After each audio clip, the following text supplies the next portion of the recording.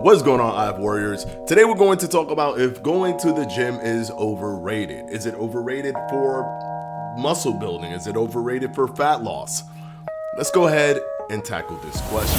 All right, guys, quickly before we start, this video is brought to you by yours truly, Fledge Fitness, and my Fledge Fitness app. Link will be down in the description box below. You can go ahead and click on it. It will be $1 for this month. You could try it out, cancel at any time, but there are original videos on there, original workouts that you can follow along, and you can even directly communicate with me on the app. It's an intelligent system that filters your questions, so I'm able to respond to each and every one of you. Go ahead and click the link down in the description box below, and I hope to see you there.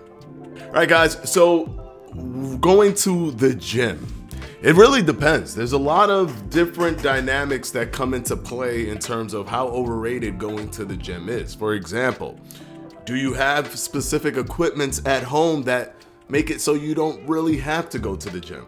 I will say one thing is that all of those equipments that you see there are pretty overrated. You don't need all of these things. As a matter of fact, if you can bench press, if you have a barbell that you can put weights on and do squats or deadlifts or bench pressing, all of those compound movements that trigger different body parts, if you can do dips and pull-ups, you're pretty much good. You're okay, because really the body is very proportionate, and what really moves the hypertrophy of the body, which is the building of the muscle, is when you're able to trigger multiple muscle groups at the same time. Things like bicep curls are things that are done by those who are already at a high level and just need to eke out that little bit more of muscle when it comes to competition, like bodybuilding. But really, you don't need to do specific muscle groups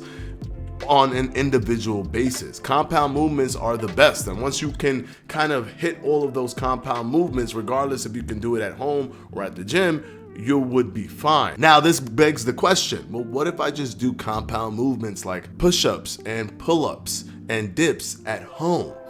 Well, that's true, you can do that, but you will hit a wall at one point.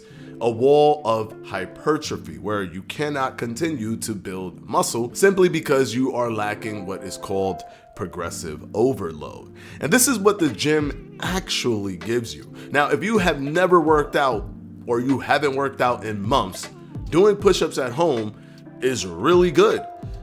You don't have to go to the gym for the first part of when you're doing your push-ups at home.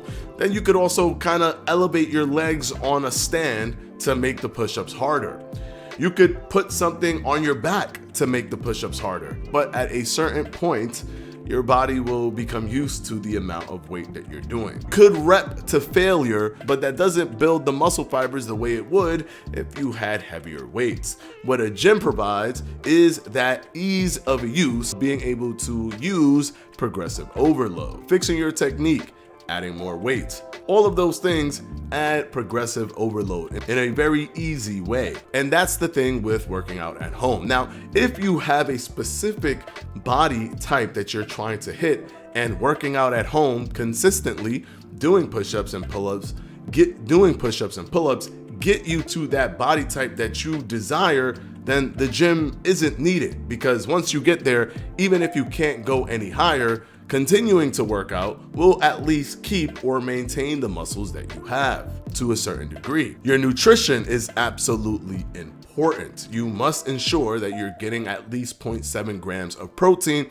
per lean mass pound, which means that if your lean mass is 145 pounds, that you're getting 0.7 grams for each pound of 145. That's going to ensure that you're maintaining and or growing your muscle. And if the question arises because you just don't want to work out at all, well, muscle building or building muscle or maintaining muscle does actually add to your fat loss progress, because your metabolism is driven by your lean mass. And muscle is a very straightforward way of increasing your lean mass. Now, lean mass means anything other than body fat. So if you increase your lean mass, your metabolism has to also increase to accommodate. It has to fuel that muscle tissue that you have on your body, and that assists you in your goal of being net negative with your energy balance and burning more body fat, even if you're eating the same amount of food. So for fat loss, muscle is absolutely important. Now, do you have to go to the gym to build muscle? Absolutely not. It all depends on your goals. If you want to build more muscle or build bigger muscles and create hypertrophy, the gym is going to be something that helps you as long as you don't have those tools already at home. Like a barbell, as I mentioned, where you can do bench pressing, squats, and deadlifts. If you don't have that at home and you don't have the additional weights to add to that barbell, then going to the gym is useful. Do you have to go to the gym for all of those extra nooks and crannies and all of those machines? Absolutely not. And can you do calisthenics at home, like pull-ups and push-ups? Yes, depending on what your goals are. Hopefully this video has helped you guys, and of course, as always, Patreons will be pinned down in the comment section below, and I'll see you in the next one. Peace.